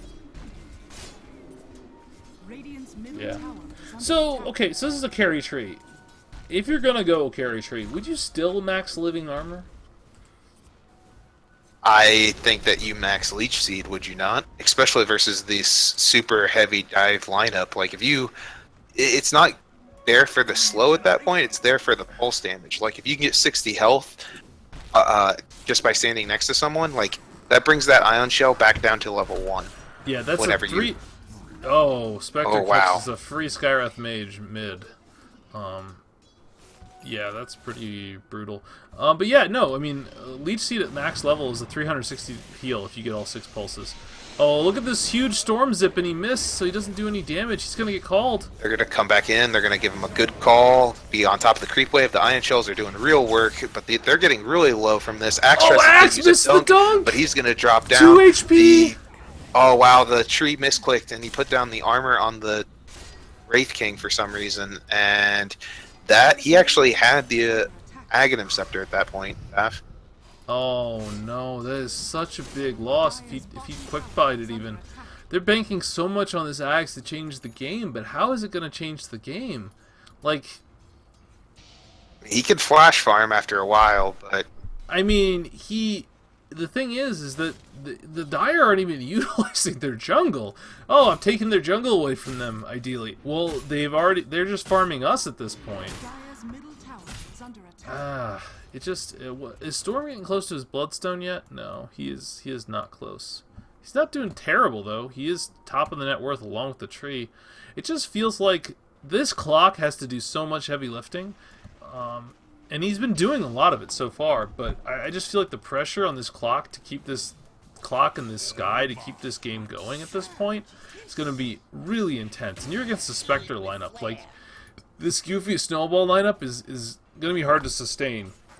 The one advantage is that when it comes to the ultra late game, they have 2 of the harder carries in the game that can compete with the Spectre, and that's Wraith King, once he's actually 6-slotted, and Storm Spirit. Storm Spirit, but that's only the ultra late game. In like the mid late game, Spectre crushes them. Like, they have to truly be 6-slotted. It's a support Wraith too. Like he's level 5 and he's got mana boots. That's right. He's going Ags too. FYI, he's got it queued up in his quick buy. Wow, so a lot to kind of counteract if there is a problem, and Weaver goes down to the clock once again. That's his blade mail though. That's so big. Chewy is doing a lot here. I gotta give it props to this guy. He's killed a Weaver, which is like one of my least favorite matchups on a clock. He's killed him multiple times. This is very impressive. Yeah, honestly, as this Weaver, I would abandon this drag. I mean, he's already almost got it, so you finish it. But against this Weaver game, with my lane going to such crap, I would get Force Staff before I'd get the Dragonlance portion. Like, you just want to be able to Force Staff. Oh, they go in on top. They get the root because the axe was super fast, and they get 2 Ion Shells up here. They're going to be diving even further. The ult comes out from Skywrath Mage, getting him to walk away. The Wraith King is going to be there, though. He's going to get the stun, kind of getting closer into this axe. Wraith King's going to drop, but they're not going to get anything else. It's just his ultimate, and he gets a stun out on the Darkseer, now available. Spectre's there. They're going to get a zip from Storm coming in, kills down the axe immediately. The root comes out from Crystal Maiden, zips away, trying to get further out. The dagger's real, though, and kills them in the end. Trees. So the tree's still here, just hiding, TP's out. So that whole fight, all I kept thinking is, if this Clockwork shows up with the Blade Mail, they could probably kill them all. Because all those Ion Shells, that Darkseer just dies instantly. He turns on Blade Mail near an Ion Shell, that Darkseer would have died. And then all of his damage and his, just everything he brings to a fight would have helped him so much. But he just went back bot and farmed. He had a TP off cooldown. And they're trying to go in on Spectre at this point, which is weird. I'm not really sure that's the play. Spectre's actually the one hero he can't kill solo, right? Because he can just dagger and then go over the cogs. That's the interaction, correct? Correct. So no problem there. The thing is, though, you will get you still get the energy blast, and it's not going to be very much for clock at early levels. It's just going to be a little bit of damage. Yeah, it's a little bit of energy. Later on in the game, it's pretty significant. They do pick the Crystal Maiden, though. They get a hook on her and a big zip zap, and she's going to go down. Yeah. Also an Arcane Rune. That's big. Yeah, this is the whole thing. Like, honestly, and I don't even mean super critical. The clock literally might have said, that's a bad fight, I'm not coming, over the team, but the team went in. And that's the whole thing. I think they just have to fight around their clock. Does their clock have hook? Does the clock available to go into the fight? Then yeah, they can take it. But other than that, I'm not sure they should actively be looking for a fight given their lineup and their item choices. Because Storm doesn't have enough damage to solo anyone yet, or at least not enough mana. Well, mana is damage for him. And the tree desperately needs this free time to get these guys out. Sorry. Oh, the Weaver got it. Yeah. Yeah. Well, it's no surprise he's got level 2 bugs. He's not maxing the bugs. This makes my soul hurt. Geminate attack is quite good. You know what's better? Oh. Bugs. Zip in though, and the Weaver's gonna get The courier's gonna lead him him straight to it. He could totally. Oh man, I would have been Storm. I would have said, "Screw the Weaver. I'm just gonna go kill this courier." But oh, he they hooks the decided not to. creeps. It's a nice try though. And Weaver's probably gonna get away here. There's no real stun to stop him. Yep, Yeah, he's gonna grab the illusion rune. And the illusion rune actually disjointed the silence. I'm pretty sure. Yep. Screwed that combination up. And Spectre just picks up her relic at this point. She's pretty much got the same amount of farm she would have in a safe lane at this point. So very good for her. She has as much farm as the mid Storm. She's 4-0 with 2 assists. So when you can't punish a mid Spectre, she's punishing this guy too. This Wraith King has 50 seconds and he's dead. Yep. And all this just highlights, once this Radiance comes out, I think all this fun goes away. Like, yes, the clock can survive against the Radiance, but this tree can too because he's in a farming carry position. But this Wraith King actually can't survive it, and neither can. Oh, Hookin is a miss. It is a miss, and we'll save him though with that availability. The Storm zips in super far, but they have the healing methods to keep him alive, and Ultimate comes out from Crystal Maiden. They're just not able to dive far enough. Yeah. Oof. Just a rough game, and they invested so much in this tree. And look where his eyes of the forest are. They're all in their own jungle. So he's gonna farm his own jungle with a 4.2k gold item. Right, and he didn't get to go the Midas either, so he's still got a slower progression than he naturally would by being able to get other things available to himself. Yeah, if he'd just gone like, I could absolutely respect the point booster, then into Midas, something like that. But if he'd had the Midas and just bought it with even the 3k gold from there, he'd be further along now. Just because his last hits are not great, despite his being the net worth is at the top, but. Mid tower's gonna go down. They're looking to go jump in. They have 2 blink daggers. They have a blink dagger on Darkseer and Axe, so both got plenty of farm up there. They don't really have anything on. Spectre's 400 gold away from Radiant still. Wow. So. Really, the only one that has anything on Dire 2 at this point is the clock, and now the Storm Spirit. He's about to get that. He's about to get his Bloodstone finished, so that'll be useful if they can get something. But with Radiance popping up, that's less likely to win a team fight at that point. Yeah, and I mean, it's just going to be the difference. So they have a Weaver who does a lot of damage, and he's going to do a lot more damage once he gets his Desolator up. But even with just bugs, Sakuchi and Geminate, he does a lot of damage. And they've got a Tree who's maxed Eyes of the Forest in Living Armor and has an Axe. Like, what does he actually do? I don't think he does anything. Maybe they're hoping for Tree to get 6 slotted, and then when he gets 6 slotted, he can then buy everyone new shards. I don't know. That'd be an interesting idea. Spectre has a 21-minute Radiance. It's not a great timing considering she went poor man's Aquila Brown Boots, so that's pretty much a Radiance rush. If you're Radiance rushing, you honestly want it like 16, 17 minutes. Ideally, if you've had free farm, but he was mid, definitely did not have free farm early lanes. So now I think any fight they take, they'll win. They have that Radiance they're going in right now. The Haunt comes out. They're going to be trying to go take down this Wraith King. Wraith King still has his ultimate though, so even if they kill him, he's going to be coming right back up here. They're setting up though. Axe is probably going to get a call, misses it completely. The hook comes out from Clock, stops down that Weaver. They're going to separate the group. The Skywrath Mage is just completely dead though. Vacuum comes in, the call comes in, the ultimate comes out from Crystal Maiden, taking down 3. Oh wow, that's 4 going down for just one Weaver. Well, and the Weaver they're not done yet. No. Storm Spirit's going to be going on more. They're going to be trying. He's going to try to go for the axe. He's going to zip out as much as he possibly can. They're going to run him down. They're going to run him down though. The dagger comes out. Spectre's not stopping. She's not stopping. Wants this kill. And the Radiance burn, and one more right click. Yep. I don't even blame you. That's a good dive. You take a fresh Bloodstone away. The only reason that even the Weaver died is Weaver literally didn't hit R to get away from the clock.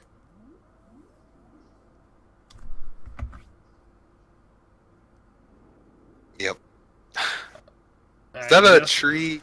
Is that a tree taunt, or is that just him respawning in the well right now because he's laying down? That is actually him respawning. I guess, like, I pay attention to certain things, but like that, I don't know. I never really paid attention that closely to. I think he's I'm always looking respawning. elsewhere. I'm gonna keep the camera there now. So the Weaver is saying, "Oh, can you not silence me?" But he was actually unsilenced for quite some time when he got cogged, and if he just hits his ult immediately, he's out of cogs and he's fine. So, like, yeah, you know, you can say, "Hey, please don't silence me." You know, hit your buttons. Like, you're gonna get silenced. The other thing is, if he just built Forest Staff, like, if he has Forest Staff, he just Forest Staff. It doesn't matter if you're silenced. You just Forest Staff yourself out. You're 100% alive. I actually love the Hurricane Pike change for Weaver. It gives Weaver an option to deal with Clock and Ricky, which otherwise you just had to buy a BKB like second item, which is just painful on a Weaver. Mm-hmm. Well, he's not even going the Force Staff though. Like, that would be the best way to stop it, is go Force Staff. But I mean, they're realistically, if he gets a Deso, it just enables their team to win the game actually at a reasonable time. Like, otherwise, Force Staff keeps you alive, but does him staying alive matter too much for these fights? It doesn't seem like it. Yeah, Tree was just respawning. I don't think he has a taunt like that, but I honestly don't keep up on taunts. Yeah, me neither. I thought it was funny that that's how he respawned. Yeah. Dire's top tower has Well, that's probably how he dies. So, like, the death model. Oh man, that actually, look at how much damage that Tree ult does. That's silly. It almost killed Crystal Maiden. That's awesome. Yeah, yeah. If she didn't have Tranquil Boots, I'm pretty sure she would have died there. Yeah. Now, Which, Tree's I on a mean, mission. That's not too much to ask for, but still crazy. No, Tree might just die. No, he's got max. He can just go invis whenever he wants. Weaver doesn't have dust on him. If Weaver had dust, he could just kill this Tree, though, for sure. Definitely. Spectre just buys Boots of Travel. This game. Oh, this game. I think we broke Faf, ladies and gentlemen. I mean, I think we broke Faf. Spectre and AM are like the two heroes you actually buy Boots of Travel on last in most game states. Like, you actually just keep your treads. Oh, bottom. They try to give him call, but they just had him locked down forever. Axe is going to be able to get caught in by the hook. They get a lot of damage out there. Storm's able to pick it up with some magic damage. And he finally gets a Bloodstone charge that he desperately needs. He's got 9 now, though, so after his spent all that time farming it, it's still worse than when he bought it. It's true. Still, hopefully it's a breath of life in for the Dire side here. I keep forgetting their name. What's their name? So I can actually give them Skybreakers. They still got an 8-0 mid Spectre with Boots of Travel, so I think Prancing Roosters is going to be just fine, even if they're doing a little too much prancing for my taste in this game. Yeah, definitely. Would you? I'm interested to see. Like, obviously they're having the Wraith King go into Ags at this point. Honestly, if they're going to be this greedy about it, why not just go into a Radiance for Wraith King? Like, I don't think it's the play, but it's about the same level, right? Like, why would you need Ag Scepter? You don't. The only hero that's going to die is definitely your Skywrath Mage, and I don't think I would value Skywrath Mage that much to spend 4,200 on him. I mean, they're already going kind of memey. I think the reason, as far as why not to get a Radiance, probably the biggest reason is the component cost and the fact there's a Darkseer in the game. But let's be real, they already have their own Radiance, so giving them a second one doesn't really matter because they don't stack. So I think it's just the idea is that you have this tree, you can farm all these items. Once he gets Ags Octarines, he can farm all these items, and then you have a support Wraith King who has this Ags, and then maybe gets an Armlet or something. Oh, they're going to catch out their tree at bottom. Bottom's going to get, they're going to go in on him, but they're going to miss the Axe Call that he was seen a second ago. They have no sight for him. No, they just had that one Sentry Ward that he went by. Oh man, And they're going to hook in. It doesn't catch him out. They actually do get the availability, but they're going to drop down the ultimate. He's going to die immediately because he had a. Jeez. Clock had the Ancient Seal, yeah. They killed the Spectre. That's huge. Zipping him out, yeah, but they're going to get the call on him. He's going to be stuck there. The root comes out from Crystal Maiden. Now just Wraith King's just here by himself, and they're going to clean up probably him as well here. The creeps aren't hitting him, so... Oh, but he gets a stun off perfectly in time. Oh, he didn't cancel and the call, misses the call. And he's going to walk away. They're going to get a tower out of this, though. Yeah, Desla's done on the Weaver now, so their tower pushes are actually going to go very quickly. The Spectre died. Just that's the power of the Clockwork Claw combo. Skywrath combo is you just cogs people and then they can't get out of your ult. Even with 2 heroes there, they just melted. The Darkseer and the Spectre both got incredibly low HP. Darkseer has Greaves. He's a pretty tanky guy. He's bought a gem, has a Quelling Blade though. He's gonna go take care of these Eyes of the Forest. Axe almost dies though, as does the Courier. Oh man, but he decides not to get it. They try to put him into cogs, but he just gets out, and the Courier is gonna be okay as well. Nope, maybe Space Disperseman's gonna get it. He's fast, but is he faster than Flying Courier? I don't think so. He is not, because he didn't go Tranquil Boots. And they jump in on that guy. They get the cogs out. They get the hook. They drop down the ultimate, but with the availability of Blade Mail on Axe, he dies once again. The ultimate comes out from Crystal Maiden, killing down the tree. So that's 3 for 1.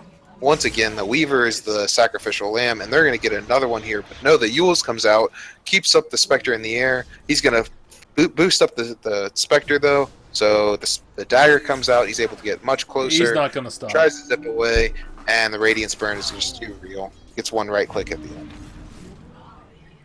So, yeah, for all this, they keep losing these fights. That was a 4 for 1. And they're going to lose their last tier 2, I think, out of this. I just don't see how they take fights. Like, they basically need a hook on an isolated target who's farming in a greedy position. And now that they have the Darkseer gem, they can start removing the Eyes of the Forest vision as well. It's going to be harder to get those clock hooks. It's going to be harder to get the Storm Zip-ins unopposed. Definitely. He almost, to his credit though, he's getting pretty close. Still a few thousand away from his Octarine, but once that comes up, it helps out quite a bit. So. I mean, it does, but I feel like the Radiant on Roosters just taking ages before then and kind of start ending the game, right? Oh, most definitely. Unless they pick them off awkwardly here, Axe is still available. He's going to call down the Wraith King. Their ultimate comes out, trying to silence out the... Wow, Darkseer goes down immediately, and Axe is going to be called next. He tries to get the call, but he does not kill a Calling Blade, but he does not kill the Wraith King out. So it's the 2 kind of off-laners, really, for 1 support. Yeah, and the gem swap. That's pretty big. They can't buy a gem for quite some time now. It means the Eyes of the Forest are going to realistically are going to stay up for the most part. Now maybe you Sentry at a key point or where you're going to fight and you get a few. And Wraith King has his Ags now. And, you know, I have lost to this strategy before where they don't have a tower hitter, but what they did was they had a tower hitting here, I can't remember if it was a troll or something, and a Wraith King Ags, and all they did was hit the towers while they were Wraiths, and they actually just took our base. I mean, they were ahead. They could have done normal items and just won the game as well, but it's super depressing to realize we just killed them all, and they just still took a melee Rax. Yeah. There's also the cheeky thing that you can do later if they're trying to go make this game ultra late. You know, you could see the whole go into, Divine Rapier, and when you die, you don't technically lose it. Yeah, you go Divine Rapier, BKB, and so if they don't get an Abyssal on the Spectre or the Axe per se. Up top, the Spectre's going to go in, but they get the root out. They're going to have Storm do some damage here, getting out a lot of damage, getting the stun, getting the spirits, doing Spectre's gonna win much more, though. Much more man fight, and the Radiance Burn is just too much. There is a lot going on mid, though. They get the stun out, they get the ultimate, Silence completely dead from Weaver, and now they get the Axe gets the call on someone, coming straight back up though. Wraith King's still available. They have all these availability to use these ghosts, but they're running away at this point. They're not using what the Axe does, and they're just ghosts that aren't doing anything. Yeah, so now it's a 4 for 1. Clockwork Wraith kept running away like he was still actually a real live boy. Now the Boots of Travel come in. They're going to chase down this tree, except they can't chase down this tree because. Well, they can, I guess. I was saying he doesn't have detection, but I guess the fade time almost killed him in the fade time. Crazy as it seems. Did they get the gem back too from that, or did they just put it back? Yeah, I think they just put it back in base. No? Where's the gem? I don't know. Did they put it on a courier? Their courier? Nope. Gem just disappeared from the game. All right. It's one gem that just... Okay, it's in Treant's stash. Stash. Okay, that makes sense. There we go. Since he bought it, he can put it in his stash where it's 100%. Oh, they're jumping in on this. They're wanting to kill the Spectre. They get the root out. They're going to try to get the call, but they miss the zip gets out. They're going to go after Wraith King here. His ultimate is not up, but he's going to live extra on because he has Ags. He can turn around and do something here, but Clockwork is now getting out. They force-staffs himself out. Weaver's going to clean him up, though. There's a bunch of Wraiths that are existing around here. Axe gets a call on the Storm Spirit, gets the root, and all of them are dead except for Tree once again. And the carry Tree is busy trying to finish up his second farming item as his entire team dies.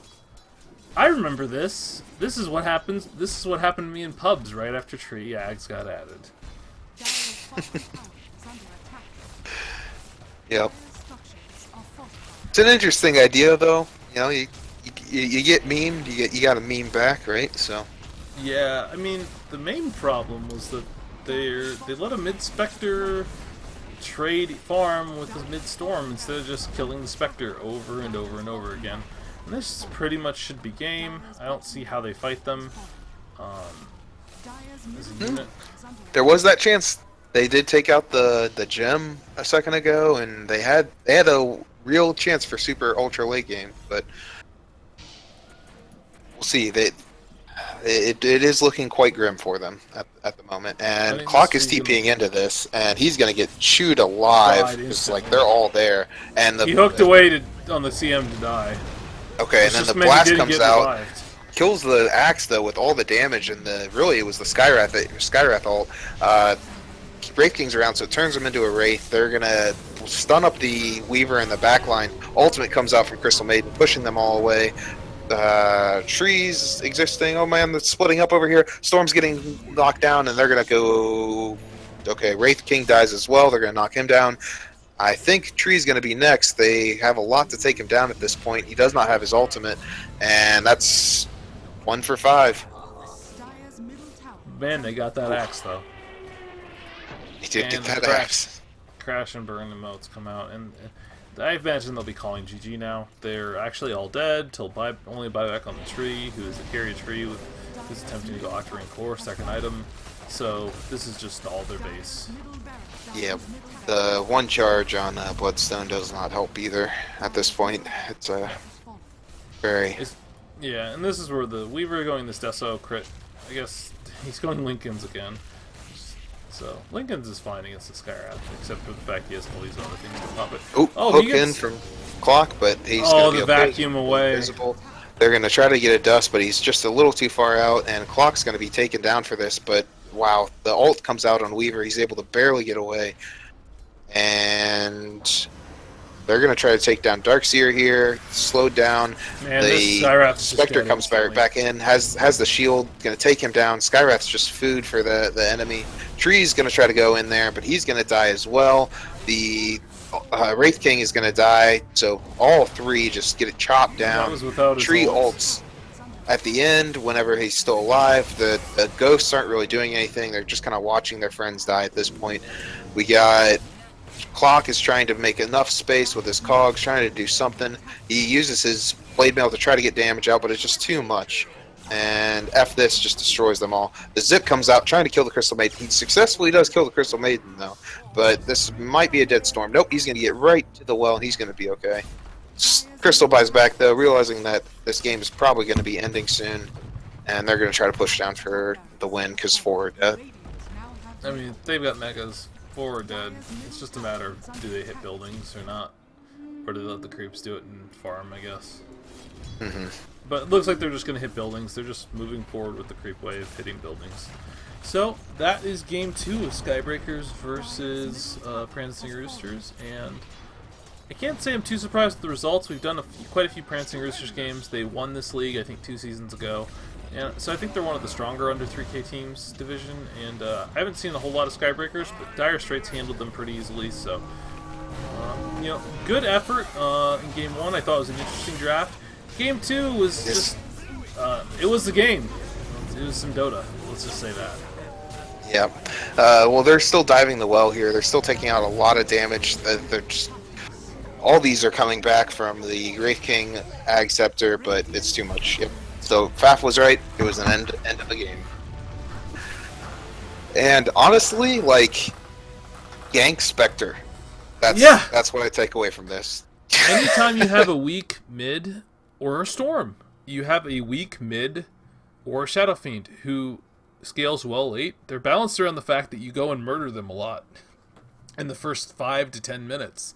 So go do that. Like, but I guess Axe Darkseer kept their eyes fixed top, and Clock was very fixated on the fact that he was destroying the Weaver and CM bot, and he was.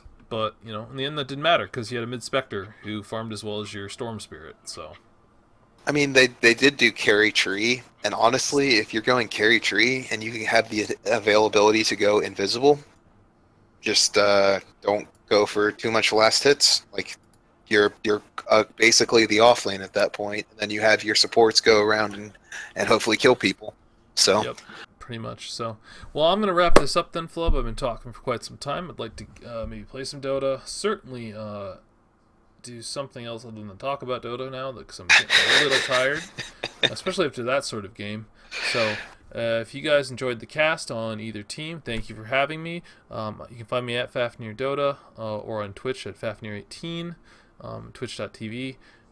Flub, you can find at FlubDota on his Twitter. I'm not quite sure where else you can find him. He could say so if he knows at this point. Actually, still trying to figure it out. Was doing shows for Toffees, and we're kind of working out what's going to be happening here lately, but I'll do that on my show, so you can follow me there, and then it's on his Twitch, which is, twitch.tv/Toffees_Dota2, or you can go to, our YouTube page, 5 Midas Gaming. So, yep. It was fun casting with you, Faf. Glad that we had this crazy, weird game. Probably one of my favorite games I've ever casted. You would love that. You sick man. Night, everybody.